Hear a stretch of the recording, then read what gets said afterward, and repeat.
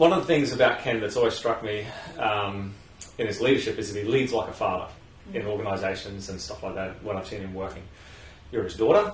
Yes. How have you experienced him as a father?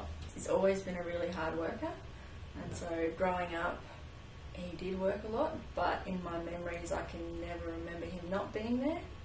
So I think he was definitely the leader and always there when we needed him. Yeah.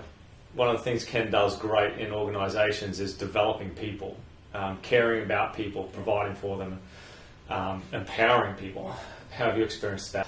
Yeah, I think definitely that's something that Dad has done well with all of us growing up, and right from as long as I can remember, helping us identify what we were interested in and helping us move towards that, whether it was schooling, academics, or building, or whether we were interested in certain, when we were a little entrepreneur-y, my brother cleaned wheelie bins and helped him get into doing that, and so whatever it was, whatever we were interested in, he'd always help us work towards that and grow our own what we were interested in.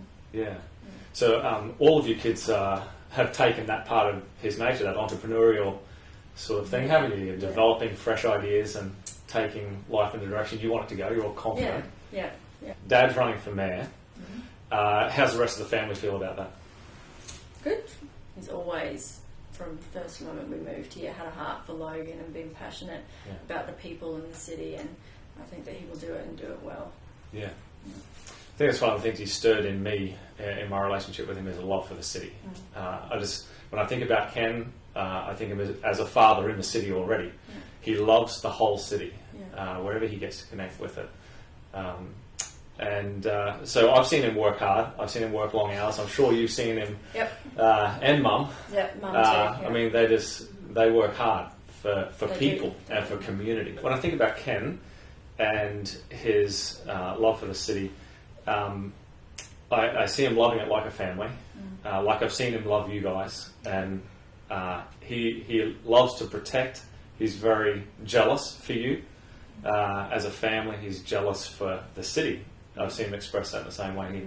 He loves our city with an affection, with a real family heart. I see him as a defender of people. He promotes the virtues of you guys. I hear him speak about you guys all the time as family, and promoting the virtues of you as family, and he does that for the city as well. He constantly is developing gifts. Again, I've seen that as he does that in you. So he's a promoter of virtue, he's a developer of gifts, he's a raiser of hope wherever he goes. I really value these things about Ken and what that's done for my view of the city. He continues to enlarge my view of Logan City as a community worth fighting for and a community worth giving into and serving. Yeah, definitely. I think what you're talking about, that the one thing that springs to mind in not just in our family but through working in the organisation and seeing him work with other people and all that, is that he never gives up on anybody. Right.